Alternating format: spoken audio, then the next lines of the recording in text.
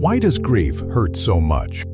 Why can the loss of one person change the way we think, sleep, work, and even see ourselves?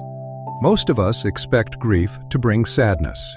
What surprises us is how completely it can reshape our inner world. Today, let's explore why.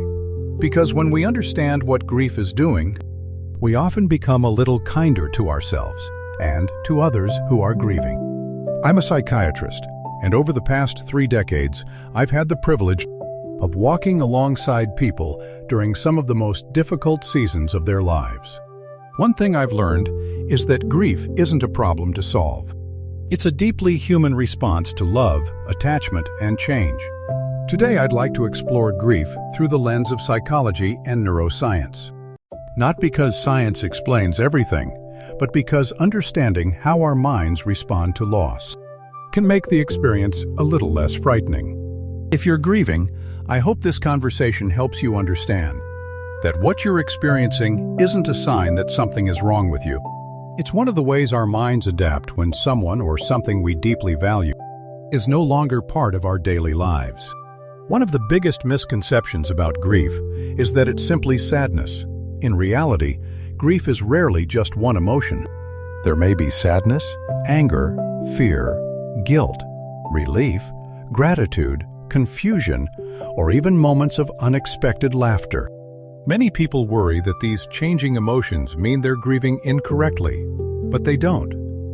Our emotional lives are far more complex than we often realize. Grief reflects that complexity. There is no correct emotional pattern. There is only the deeply personal process of adapting to loss. One image I often find helpful is to imagine that each of us carries an internal map of our lives. It includes the people we love, our routines, our expectations, and the future we quietly imagined.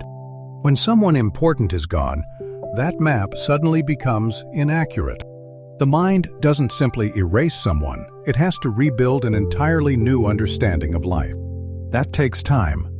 It's one reason people experience forgetfulness, difficulty concentrating, or the strange feeling that what happened can't possibly be real. Your mind isn't failing. It's working through one of the hardest adjustments a human being can make. Grief is emotional, but it's also biological. The brain and body respond to significant loss as a major life stressor. Sleep changes, appetite changes, energy declines, concentration becomes difficult. Many people even think they see the person they've lost, or briefly expect them to walk through the front door. Although these experiences can feel unsettling, they're surprisingly common. Our brains are designed for attachment. When someone has been woven into our daily lives, the brain continues looking for them. Not because we're irrational, but because love leaves deep pathways in the mind. Attachment is one of the most remarkable features of being human. The same capacity that allows us to love deeply also makes loss profoundly painful. After someone dies or leaves our lives, the attachment system doesn't immediately switch off. Instead, it continues asking, where are they? When will they return? That longing isn't a sign of weakness. It's a reflection of how deeply another person became part of your life. The depth of grief often reflects the depth of love. Although grief is universal, every grief is unique. No two relationships are identical, which means no two losses are identical. Sometimes, well-meaning people encourage us to move on. Usually, they're trying to reduce our pain. But grief rarely follows a schedule. Healing isn't measured by how quickly life looks normal again. It's measured by how gradually we learn to carry what has happened. One of the most healing things we can offer someone who is grieving isn't advice. It's our presence. Sometimes simply saying, "I'm here with you," is enough. Perhaps the deepest part of grief isn't emotional or biological. It's existential. Loss often changes our identity. We begin asking questions like, who am I now? What happens to the future I imagined? How do I continue loving someone who is no longer here?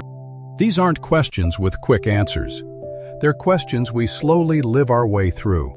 And sometimes, while we never choose the loss itself, we gradually discover new depths of compassion, gratitude, resilience, and even purpose because of the journey. Grief changes us, but it can also deepen us.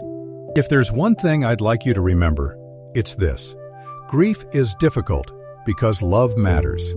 The pain you feel isn't evidence that you're broken. It's evidence that a relationship shaped your life. Understanding grief doesn't remove the pain, but it can remove the fear that something is wrong with us. Over time, grief often changes. The sharp edges soften. Memories become easier to hold. And many people discover that love doesn't end with loss. It simply takes on a different form. Perhaps healing isn't about letting go. Perhaps it's about learning to carry love differently. If today's conversation was meaningful to you, I hope you'll subscribe to Room for the Mind. Together we'll continue exploring not only how the brain works, but what it means to be human, through psychology, psychiatry, and thoughtful conversations about life itself. And if someone came to mind while watching this, consider sharing this video with them. Sometimes understanding is one of the greatest gifts we can offer another person. Thank you for watching.